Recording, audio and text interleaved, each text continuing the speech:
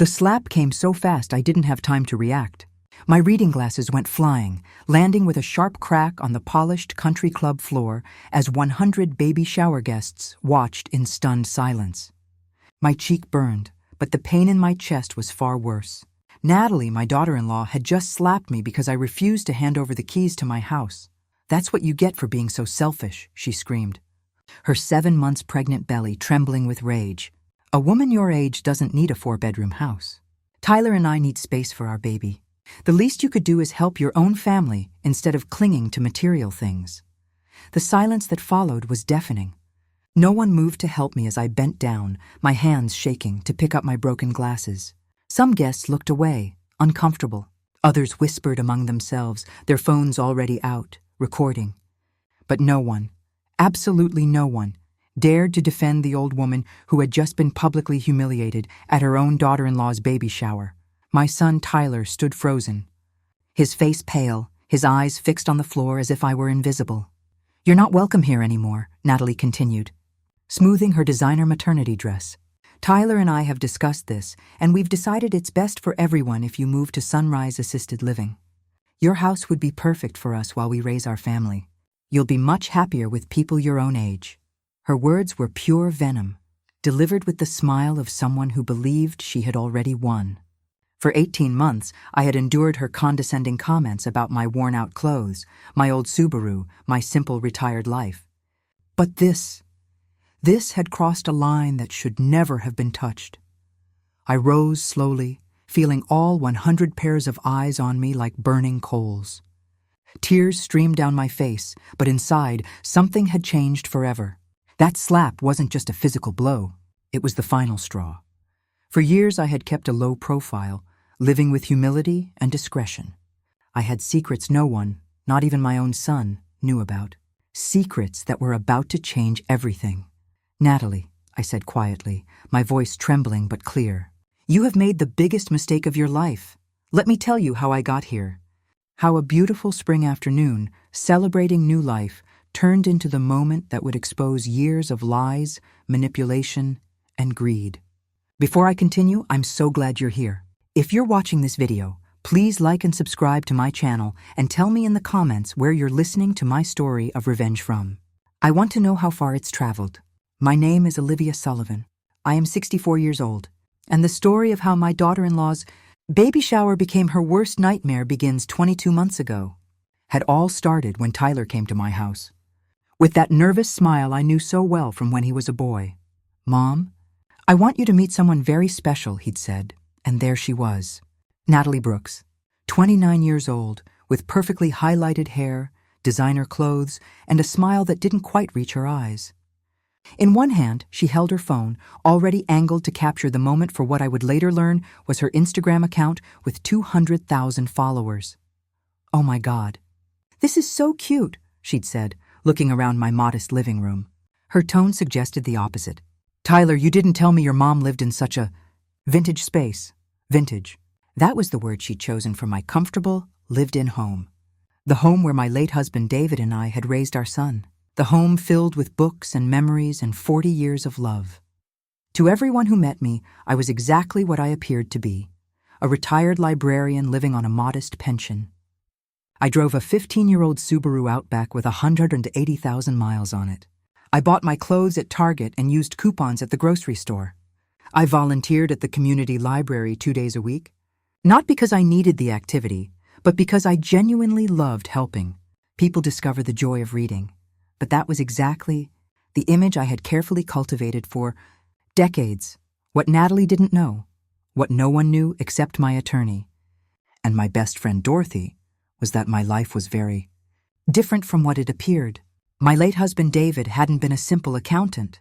He'd been a forensic accountant who'd worked on high-profile corporate fraud cases, and he'd been brilliant at investments. When he died 6 years ago, he'd left me with a carefully managed portfolio worth $2.1 million, and I hadn't just been a librarian. For 25 years, I'd been writing mystery novels under the pen name M.R. Sullivan. My Sarah Chen detective series had sold over 3 million copies worldwide. The quarterly royalty checks that came to my private P.O. box were substantial, averaging $75,000 per quarter. Between David's investments and my book income, I had assets totaling $3.8 million, but I'd kept this completely secret. I'd learned long ago that visible wealth changes relationships, attracts the wrong kind of attention, and can corrupt even the people you love most. So I'd chosen to live simply, privately, protecting both my privacy and my family from the complications that money often brings. I'd made one critical mistake, though. I'd protected Tyler so well from the knowledge of our wealth that I'd left him vulnerable to someone who saw him as nothing more than a meal ticket. That first dinner with Natalie had been excruciating. She barely touched the homemade lasagna I'd spent hours preparing, claiming she was watching her figure for Instagram. When I asked about her work, she'd launched into a lengthy explanation of her lifestyle brand and her influencer career. "I'm basically a content creator," she'd said with pride. "Brands pay me to feature their products. It's very lucrative." But then she'd turn those calculating eyes on me. "And how do you manage on a librarian's pension, Olivia? It must be so difficult. Have you thought about downsizing? This house seems awfully big for one person." That was when I'd first felt the warning bells. Not because of the question itself, but because of the way she'd glanced at Tyler when she asked it. A knowing glance that said, "See? Just like I told you." Over the following months, I'd begun to notice patterns. Every visit included comments about my age, suggestions that I couldn't properly care for myself, subtle pressure about my living situation. "Olivia, maintaining a house this size must be exhausting for you," Natalie would say with false concern. "What if you fell and couldn't get help? What if something broke and you couldn't afford to fix it?" She'd started bringing brochures for senior living communities. "I'm just exploring options for you. I want to make sure you have the best quality of life possible." But I'd been doing my own research. One afternoon, I'd called Dorothy, my best friend of 40 years. "Dorothy," I'd said, "I need you to look into something for me." Quietly. What Dorothy discovered had been devastating. Tyler and Natalie were drowning in debt. They owed over $95,000 on credit cards and personal loans. The luxury lifestyle Natalie portrayed on Instagram, the designer clothes, expensive restaurants, vacation trips, was entirely financed by debt they couldn't afford to repay. Natalie's lucrative influencer career brought in maybe $30,000 a year, nowhere near enough to support the image she was selling. Tyler's salary as a tech manager was good, about $85,000 annually, but together they were spending like they made 5 times that amount. They were a financial disaster.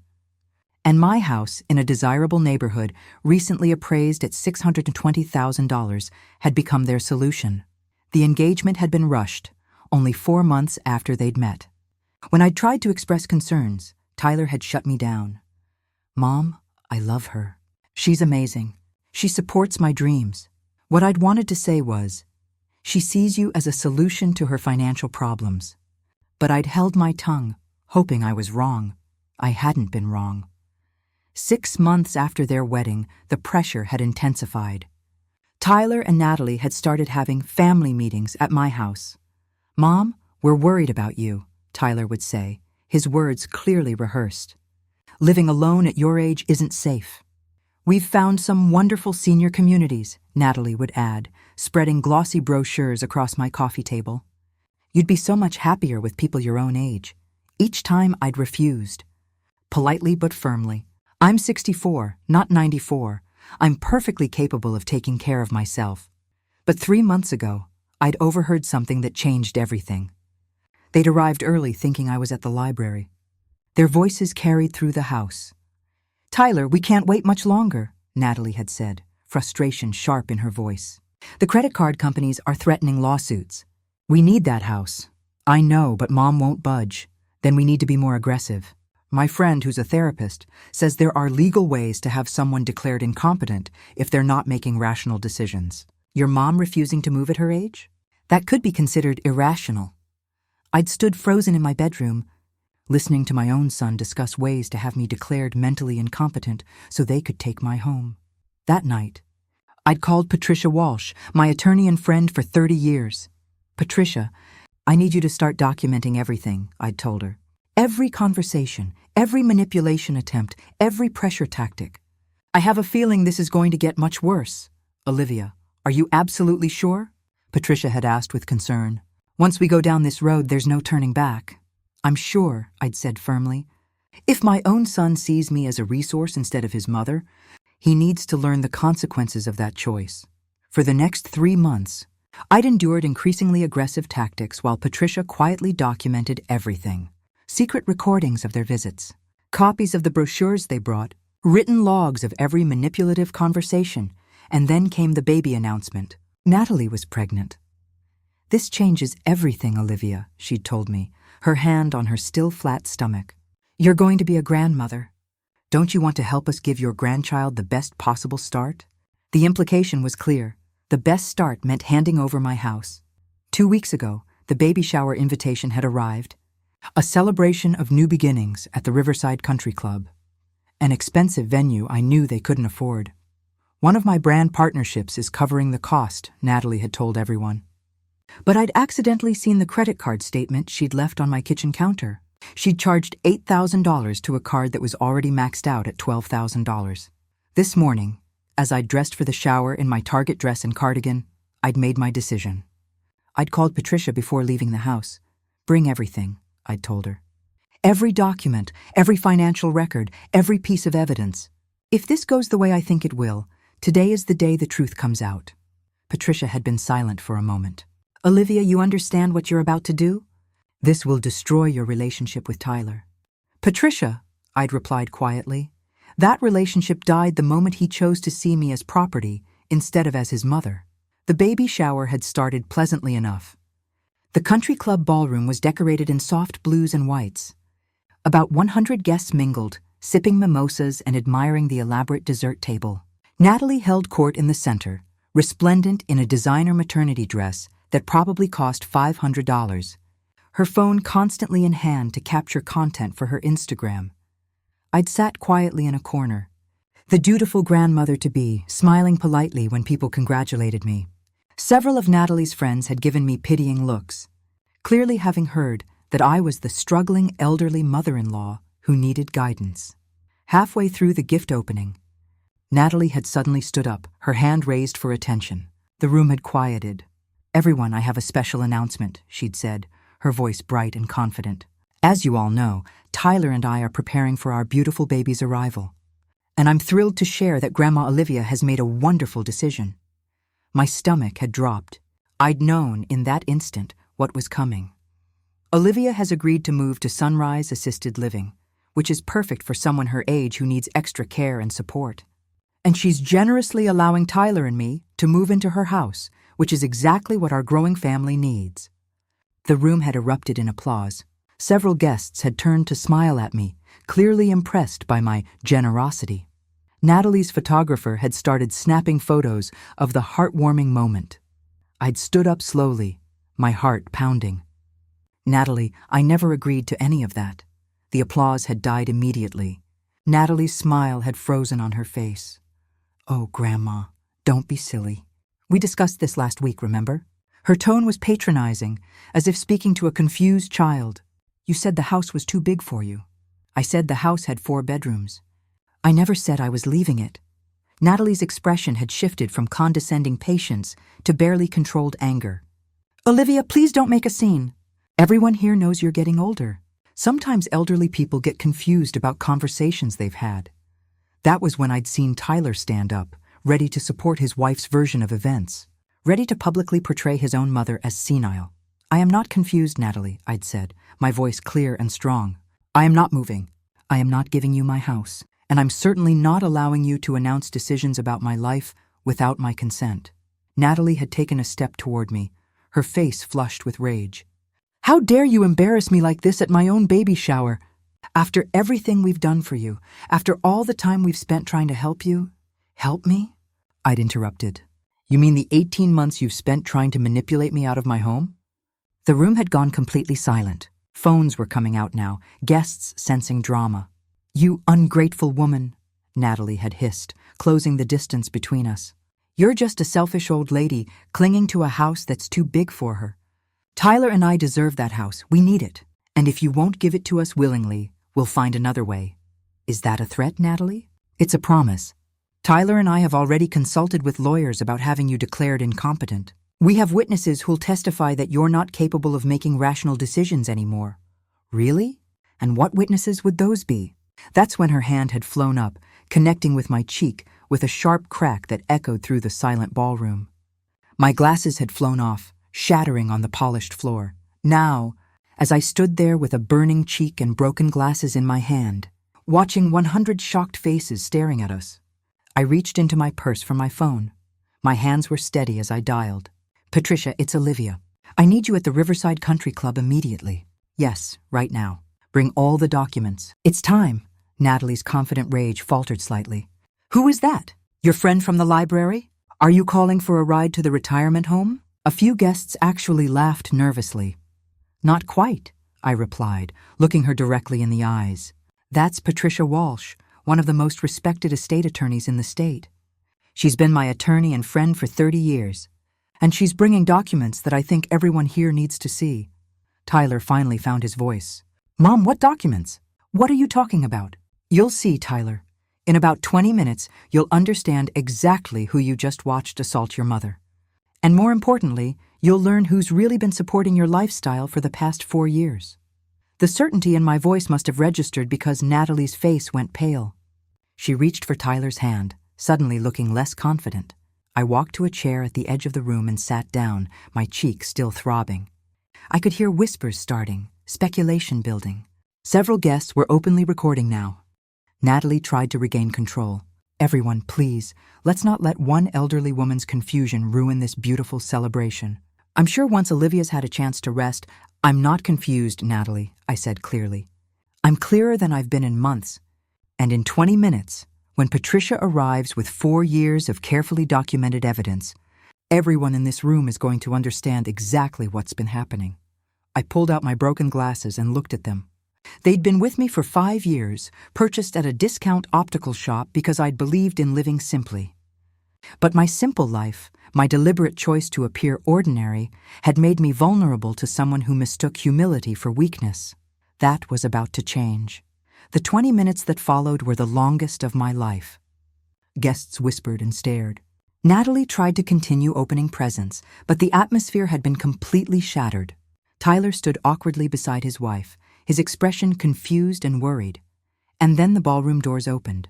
Patricia Walsh walked in, 62 years old, silver-haired, wearing a designer suit that screamed expensive attorney. She was followed by her assistant, carrying a briefcase and pulling a small rolling cart loaded with organized files.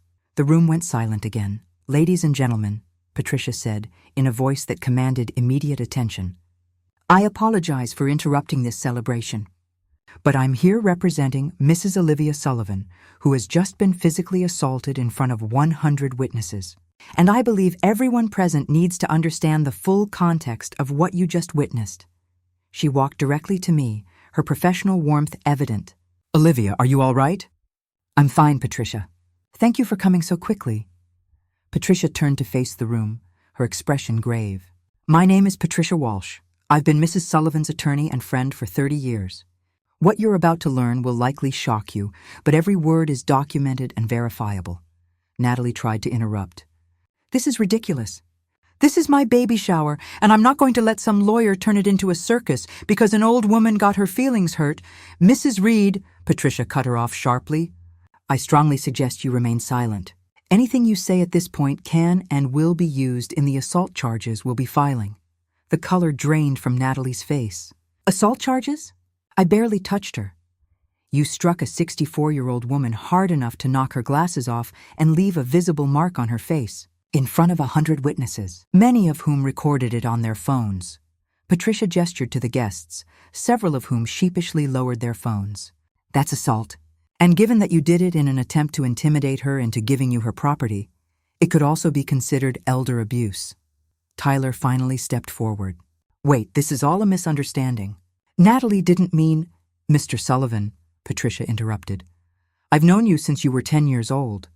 I watched you grow up, and I'm deeply saddened that I'm about to reveal information that will change your understanding of your mother, your marriage, and your own life choices." She opened her briefcase and pulled out a thick folder. "For the past 4 years," Patricia began, Mrs. Olivia Sullivan has been the subject of a systematic campaign of emotional manipulation and financial coercion by her daughter-in-law, Natalie Reed, and, I'm sorry to say, enabled by her own son, Tyler Sullivan. She pulled out the first document. This is a timeline of conversations, documented through recordings and written logs, showing 18 months of pressure tactics designed to convince Mrs. Sullivan that she was incompetent and needed to give up her home. Gasps rippled through the crowd. Natalie's face went from pale to red. "You recorded us?" "That's illegal." "Actually," Patricia said calmly, "in this state, only one party needs to consent to recording a conversation. Mrs. Sullivan consented to recording conversations in her own home. Completely legal." She pulled out more documents. "These are copies of brochures for assisted living facilities that Mrs. Reed repeatedly brought to Mrs. Sullivan's home, despite being told multiple times that Mrs. Sullivan had no interest in moving. This," Patricia continued, holding up another paper, "is a screenshot of a text message from Mrs. Reed to a friend, dated 3 months ago, stating, and I quote, 'Tyler's mom is so stubborn, but we'll find a way to get that house. The old bat can't live forever.'" Horrified gasps filled the room. Natalie's friends looked at her with shock. Tyler's face had gone completely white. "But here's what Mrs. Reed didn't know," Patricia said, her voice taking on an edge. "Here's what she never bothered to discover about the poor elderly librarian she was manipulating." She pulled out a bank statement and held it up. "Mrs. Olivia Sullivan is not struggling financially. She's not vulnerable. She's not in need of downsizing." Patricia looked directly at Natalie. "Mrs. Sullivan is the best-selling author M.R. Sullivan. Perhaps you've heard of the Sarah Chen detective series? 23 books, 3 million copies sold worldwide, currently being developed as a Netflix series?"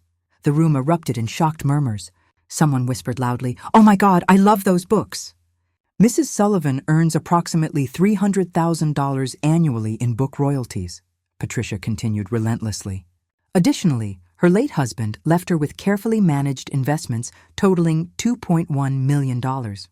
Her total assets are valued at approximately $3.8 million. Natalie swayed slightly, grabbing Tyler's arm for support. Tyler looked like he might be sick. "But here's the most interesting part," Patricia said, pulling out more documents. "For the past 4 years, Mrs. Sullivan has been secretly helping her son financially. These bank records show monthly transfers totaling $4,500. That's $54,000 annually, going to accounts in Tyler Sullivan's name." Tyler's eyes went wide. "What? The work bonuses you thought you were getting, Tyler? They came from your mother. The tax refunds that helped pay down your credit cards? Your mother. The mysterious deposit that appeared when you needed a down payment for your wedding? Your mother paid for half your wedding and you never knew." Patricia looked at him with something like pity. "Over 4 years, your mother transferred approximately $215,000 to help you, always disguising it so you wouldn't know it came from her. Because she wanted you to feel independent and capable, not indebted to her wealth." Tyler sank into a chair, his face in his hands. "Mrs. Sullivan chose to live simply not because she had to, but because she and her late husband valued privacy over ostentation," Patricia continued. "They believed that visible wealth corrupts relationships. And tragically, they were right." She turned to Natalie, her expression cold. "You, Mrs. Reed, saw an elderly woman living modestly and assumed she was vulnerable. You saw an opportunity for financial gain.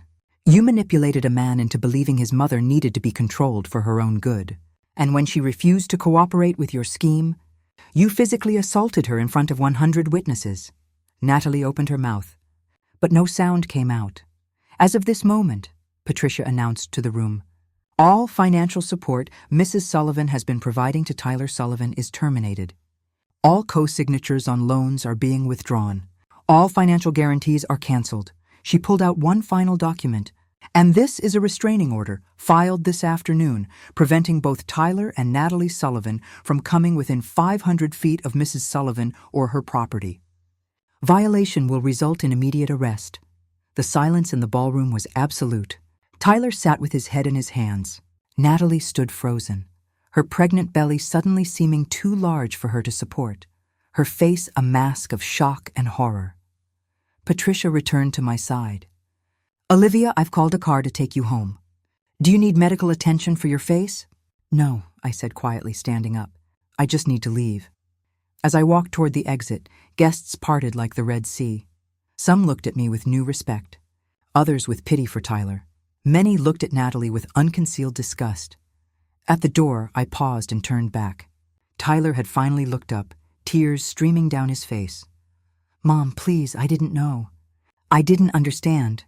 "You didn't want to understand, Tyler," I said softly. "You chose to see me as an obstacle instead of as your mother. You chose to believe I needed to be managed instead of respected. You made your choice. Now you live with the consequences."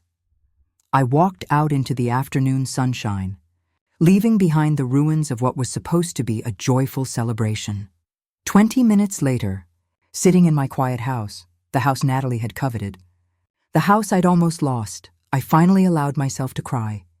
Not for the loss of my relationship with Tyler, though that pain was profound, but for the death of the illusion that love alone was enough to protect against greed. My phone buzzed. A text from Dorothy. "Videos are already going viral. Baby shower drama is trending. Are you okay?" I looked around my comfortable, modest living room, at my worn furniture and faded curtains, at the life I'd chosen deliberately, the privacy I'd protected carefully, and I realized I was more than okay. For the first time in 18 months, I was free. The days following the baby shower were a blur of phone calls, legal documents, and an overwhelming flood of public attention I hadn't anticipated. The videos from the shower had gone viral within hours.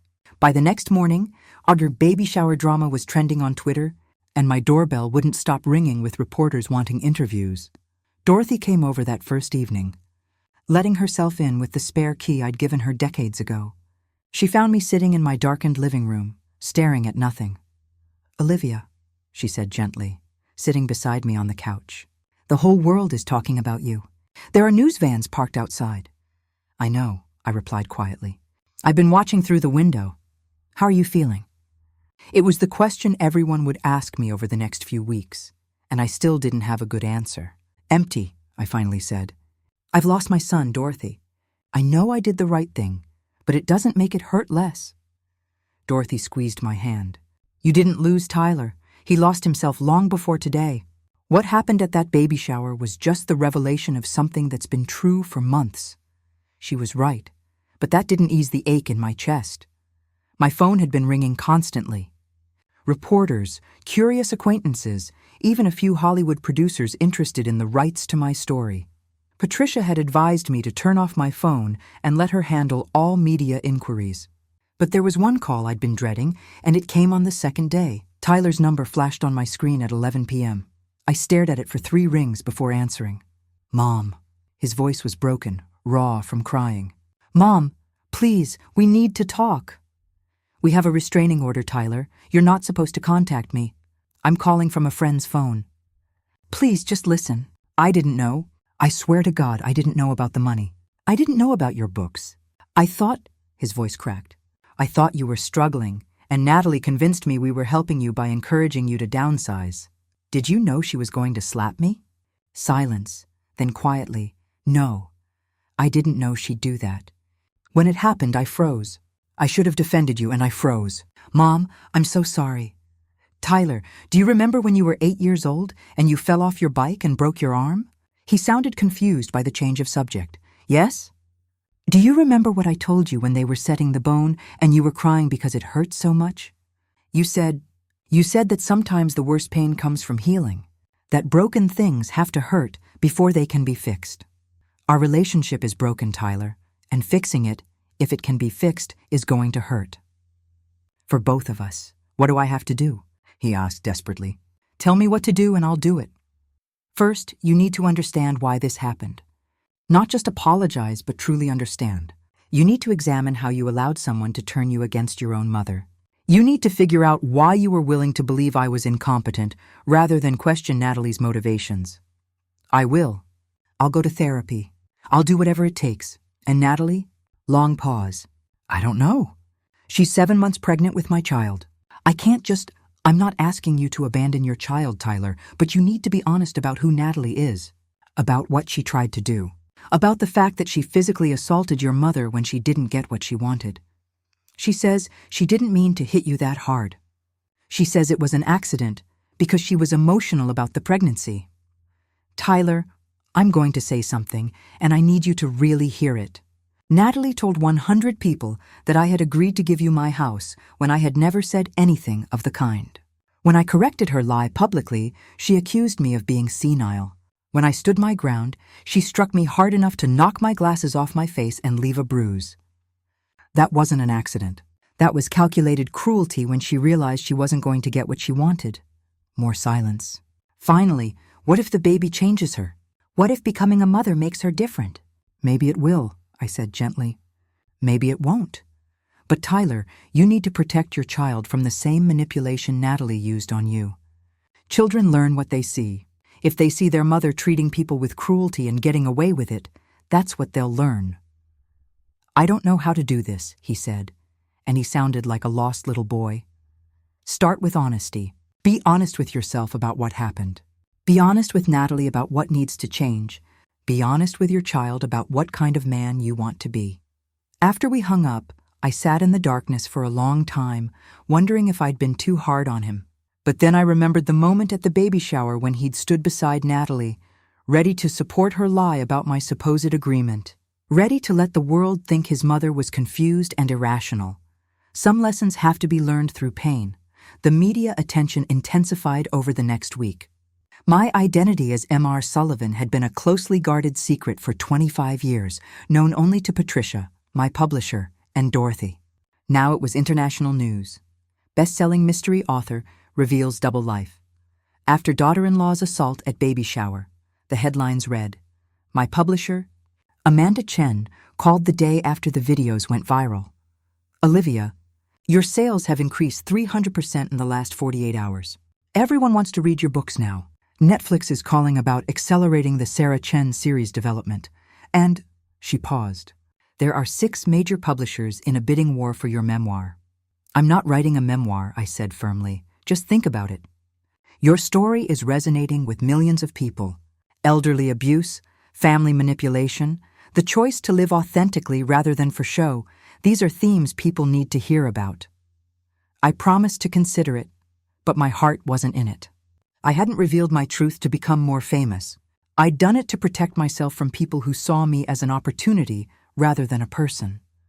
Dorothy came by every day, bringing groceries and companionship. On day 5, she arrived with news.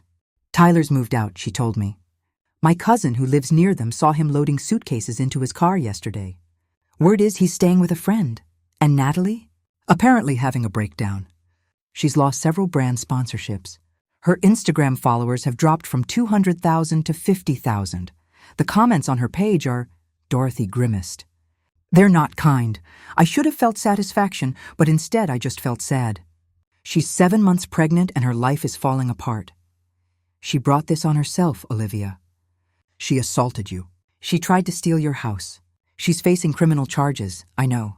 But there's still a baby coming. My grandchild. And that baby doesn't deserve to be born into chaos. Dorothy looked at me with the exasperation of a friend who'd known me for 40 years. You're too kind. Even after everything, you're still thinking about their well-being. Not theirs. The baby's. That child didn't ask for any of this. 2 weeks after the baby shower, Patricia called with an update on the legal situation. Natalie's attorney contacted me, she said. They want to negotiate a settlement. She'll agree to drop any claims on your property, accept the restraining order, and issue a public apology in exchange for you not pressing assault charges. What do you think I should do? Legally, we have a strong case. But prosecuting her means months of court appearances, media attention, and stress. It's up to you. I thought about it for a long time. What about the public apology? What would that entail? A written statement acknowledging what she did was wrong, that you never agreed to give them your house, and that her characterization of you as incompetent was false and defamatory. I want one more thing, I said. I want Tyler to attend mandatory counseling. Individual therapy, not couples counseling. He needs to understand how he got to the point where he was willing to participate in manipulating his own mother. I'll add it to the terms. 3 days later, Patricia sent me the agreed settlement. Natalie's public apology was posted on her Instagram account, though she'd lost so many followers that it barely made an impact. But it was documented, permanent, a record of the truth. The most significant paragraph read, "I publicly and falsely stated that Olivia Sullivan had agreed to move to assisted living and give us her home." This was not true. Mrs. Sullivan never made any such agreement. My actions at the baby shower, including physically striking Mrs. Sullivan, were indefensible. I take full responsibility and deeply apologize. It wasn't heartfelt, but it was honest. That was all I needed. 6 weeks after the baby shower, on a rainy Tuesday afternoon, my phone rang with a number I didn't recognize. "Mrs. Sullivan?" An unfamiliar woman's voice. "This is Melissa Harris. I'm a nurse at Mercy General Hospital. Your son, Tyler Sullivan, asked me to call you. His wife went into early labor this morning. She's having complications and he asked if you would come." My heart stopped. Complications? What kind of complications? "The baby's in distress. They're doing an emergency C-section right now. Tyler is pretty shaken up. He said to tell you he knows about the restraining order, but he's asking, as his mother, if you'd come. He needs you." I grabbed my keys without thinking. "I'm on my way." The drive to the hospital was a blur. All my anger, all my hurt, all my justified rage evaporated in the face of one simple truth.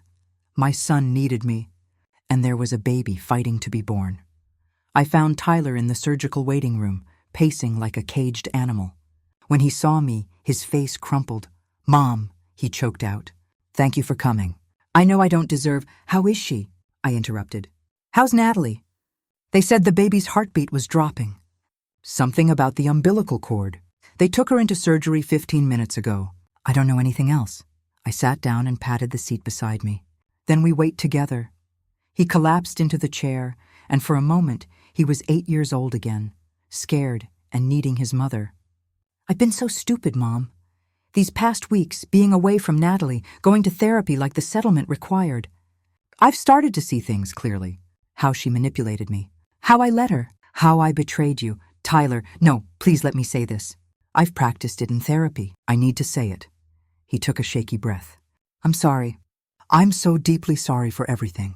For not defending you. For letting Natalie pressure you. For being willing to believe you were incompetent rather than admit my wife was using me. I'm sorry for taking your money without knowing it and for not appreciating everything you've done for me my entire life." Tears were streaming down his face now. "And I'm scared, Mom.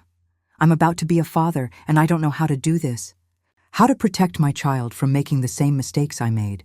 How to be the kind of parent you were to me before I screwed everything up." I took his hand. "You start by being honest. You teach your child that people are more important than things. You show them that love means respecting people's boundaries and choices. And Tyler, you need to be honest about your marriage. I know. My therapist has helped me see that Natalie and I were not good together. She married me for stability, and I married her because she made me feel important. That's not love. That's mutual exploitation. What are you going to do?" "I don't know. But I know I can't keep living a lie. For my child's sake, if nothing else." Before I could respond, a doctor in scrubs emerged from the surgical wing. "Mr. Sullivan?" We both stood. Tyler grabbed my hand. "The baby is out," the doctor said with a tired smile. "A girl, 5 pounds, 3 ounces. Small but healthy. Her heartbeat is strong now." "And Natalie?" Tyler asked. "She's stable. The surgery went well. She'll be in recovery for a few hours, but she's going to be fine." The relief that flooded through me was unexpected. Despite everything, I didn't want her to die. I didn't want my grandchild to grow up without a mother. "Can I see the baby?" Tyler asked. "Give us about 20 minutes to get her settled in the NICU. She'll need to stay there for a few days for observation since she came early, but you'll be able to visit." After the doctor left, Tyler turned to me. "Will you stay? Will you meet your granddaughter?" I looked at my son, this man who had betrayed me, hurt me, chosen his wife's greed over his mother's love, and I saw something I hadn't seen in months. Genuine remorse. Genuine desire to change. "Yes," I said. "I'll stay." 25 minutes later, a nurse led us to the NICU. Through the glass, I saw her. Tiny, red-faced, with a shock of dark hair. She was in an incubator, hooked up to monitors, but her little fists were clenched with determination. "She's beautiful," I whispered.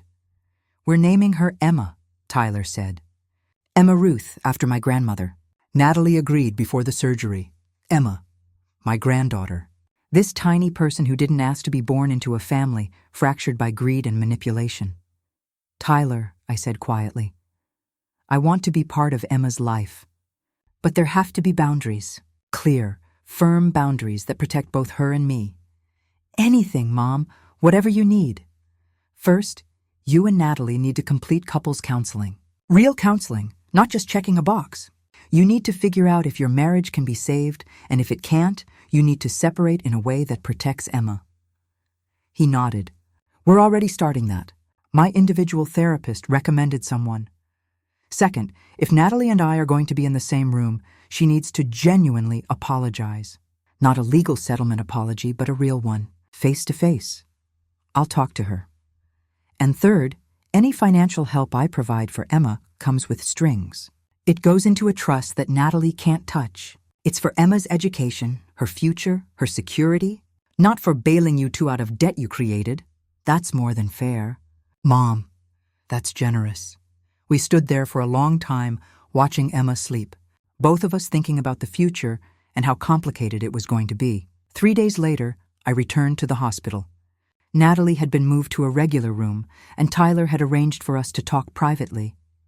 She looked exhausted, her hair limp, her face free of the makeup she usually wore. The Instagram influencer persona was completely gone, replaced by a tired new mother who'd nearly lost everything. Olivia, she said when I entered. Thank you for coming. I sat in the chair across from her bed. Tyler said you wanted to talk. I do. I need to... She stopped, tears filling her eyes. I need to apologize. Really apologize, not the legal statement my attorney wrote. I waited, saying nothing. I was wrong, she continued, her voice breaking. About everything. I saw you as an easy target, an elderly woman living simply who must not have resources. I convinced myself that you didn't need a 4-bedroom house, that we deserved it more because we were starting a family. I manipulated Tyler into believing you needed help you didn't actually need. She wiped her eyes with a tissue. And when you wouldn't give me what I wanted, when you stood up for yourself at the baby shower, I lost control. I hit you. I actually hit you. And I've been trying to justify it to myself ever since. I was pregnant, I was emotional, I was stressed. But the truth is, I hit you because I was angry that you weren't going to give me your house. Why? I asked. Why my house specifically? Tyler has a good salary. You could have figured out your finances. Because I'm a fraud, she said bitterly. My whole life is a fraud. The Instagram success, the brand partnerships, the lifestyle I show online, it's all fake. I make maybe $30,000 a year, but I make 10 times that because I'm trying to maintain an image that will attract more followers and more sponsorships. It's a cycle I can't get out of. She looked at me directly for the first time. Your house represented an escape? If we had a free place to live, I could pay off some debt, rebuild, maybe actually become the successful influencer I pretend to be. I saw you as the solution to my problems instead of as Tyler's mother, as a person who deserved respect. And now? Now I've lost almost everything. My followers, my sponsorships, my reputation. Tyler's moved out temporarily. I have a newborn baby and no idea how I'm going to support her. Fresh tears fell. And the worst part is, I deserve all of it. I brought this on myself. I sat quietly, processing her words. They felt genuine in a way her settlement apology hadn't. Natalie, I'm not going to pretend that what you did is okay. You hurt me deeply. You turned my son against me. You tried to steal my home, and you struck me in front of 100 people. I know. But you're also Emma's mother, and Emma deserves to grow up in a stable environment with a mother who's learned from her mistakes. Natalie looked up, hope flickering in her eyes. I'm setting up a trust for Emma, I continued, for her education and future needs. The money goes directly to those purposes, not to pay off your debts. Tyler knows this, and you need to accept it. I will. Thank you. I'm also going to pay for you to see a financial counselor, someone who can help you develop a realistic budget and get out of debt. But Natalie, you have to stop living a lie. You have to stop presenting a fake life online and start building a real one. I want to. I really do. This whole experience has made me realize how empty my life was, how I was chasing validation from strangers instead of building real relationships. Then start now. Start with being honest with Tyler about who you really are and what you really want. Start with being a genuine mother to Emma instead of seeing her as content for your Instagram. Start with understanding that real success isn't measured in followers or sponsorships. She nodded, crying harder now. Can you ever forgive me? I don't know, I said honestly. Maybe someday. But forgiveness takes time, and it requires seeing real change. You can't just say you're sorry and expect everything to go back to normal. I understand. For Emma's sake, I'm willing to try to build something new. Not the relationship we had before, but something honest. Something real. Thank you, she whispered. That's more than I deserve. As I left her room, I felt something shift inside me. Not forgiveness, not yet, but maybe the beginning of understanding. Natalie had been a victim of her own lies, trapped in a persona she couldn't maintain. And in her desperation, she'd tried to drag everyone else down with her. But people can change. Not easily, not quickly, but they can change. Whether Natalie would actually do the work remained to be seen. 18 months after the baby shower that changed everything, I sat in my living room, the same living room Natalie had once coveted, watching Emma take her first wobbly steps. Come to Grandma, I encouraged, holding out my arms. You can do it. Emma, now 15 months old, took 3 uncertain steps before falling onto her well-padded bottom. She looked up at me with those amber eyes, Tyler's eyes, my late husband David's eyes, and laughed with pure joy. Tyler, sitting on the floor beside her, beamed with pride. She's getting so good at this. By next week she'll be running everywhere. It was hard to believe this was the same man who, 18 months ago, had stood silently while his wife slapped me. The Tyler sitting in my living room now was different. Not perfect. Healing never makes anyone perfect, but genuinely changed. How's the new apartment? I asked, handing Emma a board book she immediately tried to eat. Good. Small, but it's mine. Well, mine and Emma's on the weekends. He smiled, but there was sadness in it. The divorce should be finalized next month. The separation had been inevitable. After 3 months of intensive couples counseling, both Tyler and Natalie had come to the same conclusion. Their marriage had been built on mutual need rather than genuine love. Tyler had needed to feel important. Natalie had needed financial stability. Neither had been getting what they actually needed from the relationship. How's Natalie handling it? I asked. Better than I expected. She's doing really well, Mom. You should see her. I had seen her, actually. Every other Sunday when she dropped Emma off for my weekly grandparent time. The transformation had been remarkable. Gone were the designer clothes and perfectly styled hair. The Instagram account that had once consumed her life now sat mostly dormant, updated only occasionally with genuine moments. Emma's first smile, a sunset she'd enjoyed, a book she'd read. No more staged photos, no more fake lifestyle content, no more desperate chase for sponsorships.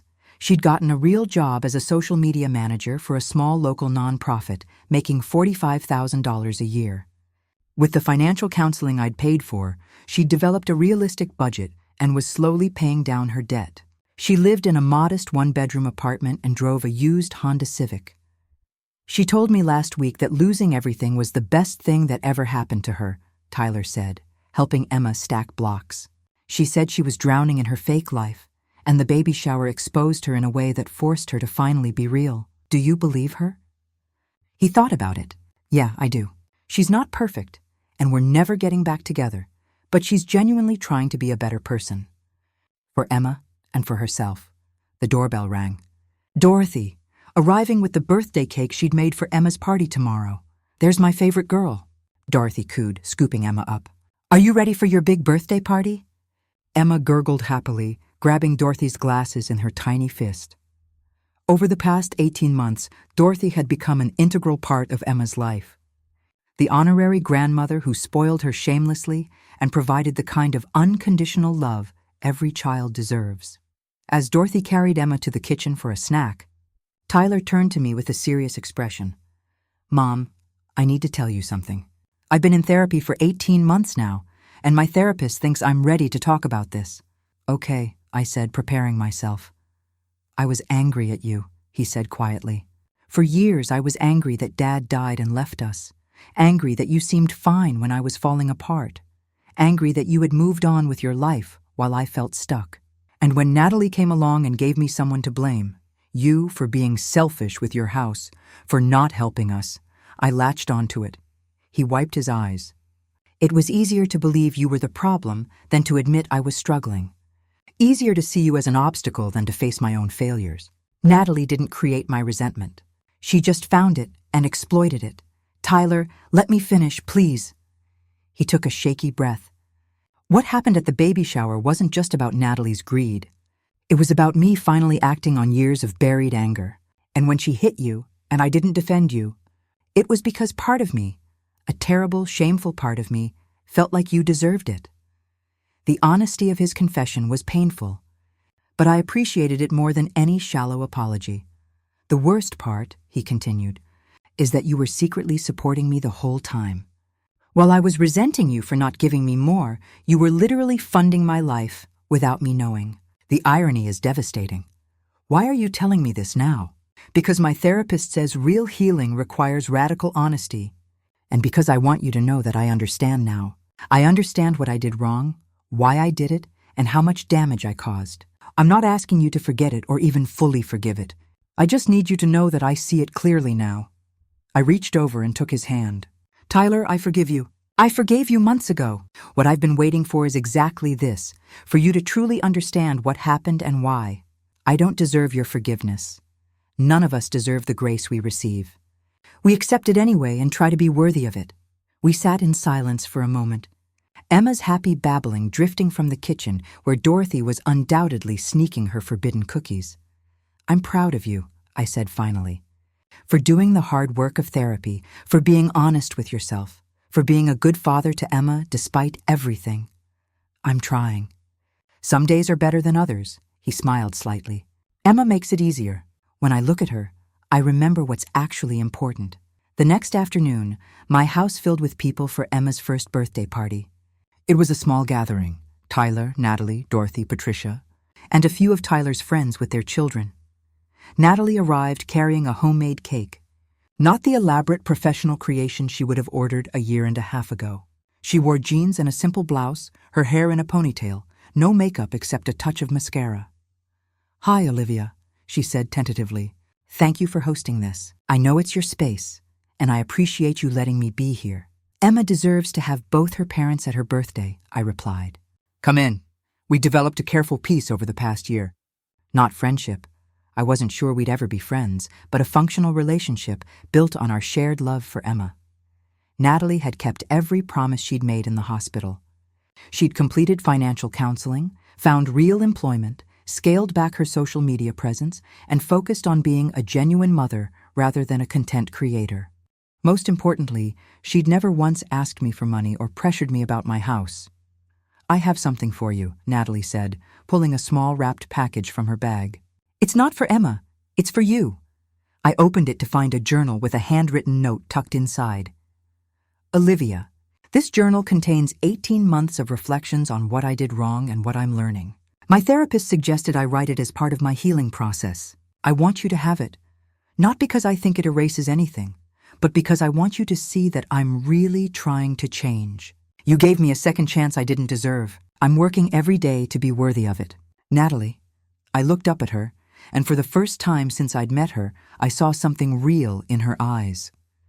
Not calculation, not manipulation, but genuine remorse and determination. Thank you, I said. I'll read it. I don't expect anything from you. I just wanted you to know. The party was simple but joyful. Emma smashed her cake with enthusiastic abandon, covering herself in frosting while the adults laughed and took pictures. Tyler and Natalie managed to co-parent smoothly, handing off Emma between them without tension or awkwardness. At one point, I caught Tyler watching Natalie help Emma wash her hands, and I saw something like wistfulness in his expression.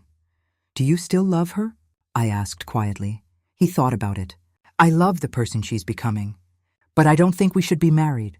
We're better as co-parents than we ever were as spouses, and Emma deserves parents who are genuinely happy, even if that means living apart. That's very mature. Therapy is expensive, but it works, he said with a slight smile. As the party wound down and guests began leaving, Patricia pulled me aside. Olivia, I have news about the Netflix series. They've greenlit production on the Sarah Chen detective show. 10 episodes premiering next fall. My mystery novels, once my private creative outlet, had exploded in popularity after my identity was revealed. Sales had increased 400%, the series had been optioned for adaptation, and I'd been offered speaking engagements at libraries and writing conferences across the country. Also, Patricia continued, your publisher is asking again about the memoir. They're offering a significant advance. For 18 months, I'd refused to write about my experience. It felt too raw, too personal, too painful to commodify. But lately, I'd been reconsidering. What would the memoir accomplish? I asked.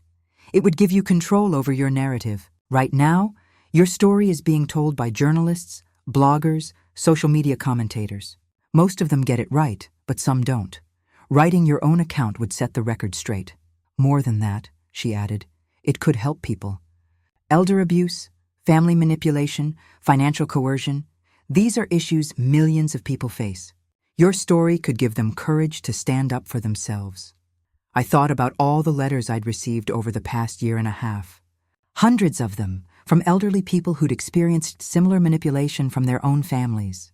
Many had thanked me for showing them that it was possible to set boundaries, that they didn't have to accept abuse just because it came from family members. I'll think about it, I told Patricia. After everyone left, I sat on my porch swing with a cup of tea, Emma's birthday decorations still hanging in the living room behind me. The sun was setting over my neighborhood, painting the sky in shades of orange and pink. My phone buzzed with a text from Tyler. Thank you for today, Mom. Emma had the best time. So did I. I love you. I typed back. I love you too. See you next weekend. It wasn't perfect. Our relationship would always carry scars from what had happened. But it was real now, built on honesty rather than assumptions, on respect rather than obligation. Dorothy came out and sat beside me, settling into the swing with a satisfied sigh. Good party. It was, wasn't it? Emma's lucky. She's got a grandmother who fought for her right to be in her life, parents who are learning to be better people, and a chosen grandmother who's going to spoil her rotten. She smiled. And she's got a trust fund that'll pay for college someday, thanks to her very generous and very wealthy grandma. Let's not talk about the money, I said. Why? You spent decades hiding your wealth, and where did it get you? Your own son didn't know who you really were. He saw a surface version of you and thought it was the whole truth. She had a point. My obsession with privacy, with living simply, with keeping my success secret, it had been meant to protect my relationships. Instead, it had left me vulnerable to people who mistook humility for weakness. I'm not saying you should flaunt your wealth, Dorothy continued. But maybe there's a middle ground between pretending to be poor and showing off. Maybe Emma should grow up knowing that her grandma is a successful author. That hard work and talent can create security. That money is a tool for building a good life, not the only measure of success. You're very wise, I told her. I'm very old, she corrected. And I've learned that secrets, even well-intentioned ones, usually cause more problems than they solve. That night, alone in my house, I pulled out my laptop and created a new document. The title appeared almost automatically. The High Cost of Humility, a Memoir. I started writing, not sure exactly where the story would go, but knowing it needed to be told. Not for fame or money, but because somewhere out there, someone was being pressured by their own family to give up their home, their autonomy, their dignity. Someone needed to know they weren't alone. Someone needed permission to stand up for themselves. 6 months later, on Emma's second birthday, my memoir was published. It became a bestseller within 2 weeks, but more importantly, it started conversations. Real, difficult conversations about family dynamics, elder abuse, financial manipulation, and the courage required to set boundaries with people you love. Tyler and Natalie's divorce was finalized. They'd settled into an effective co-parenting routine, with Emma spending 3 days a week with each of them and every Sunday with me. Natalie had been promoted at her nonprofit job and was now completely debt-free. She'd started a blog about recovering from social media addiction and living authentically, which had a modest but engaged following of people who appreciated her honesty about her past. Mistakes. Tyler had been promoted to senior manager at his tech company and was dating someone new, a teacher named Maria, who had no interest in his potential inheritance, and loved him for exactly who he was. And me? I was writing the next Sarah Chen novel while watching my granddaughter grow. Emma would never know the version of our family that existed before the baby shower. She would grow up in a family that had been broken and healed, imperfectly but genuinely. The house that Natalie had coveted, the house that had been the center of so much conflict, remained mine. But it felt different now, not like a fortress I needed to defend, but like a home where family could gather, where Emma could grow, where honest conversations could happen. On Emma's second birthday, as we sang and she blew out her candles with enthusiastic assistance, I looked around at the people in my living room. Tyler and Natalie, not together but peacefully coexisting. Dorothy, her honorary grandmother.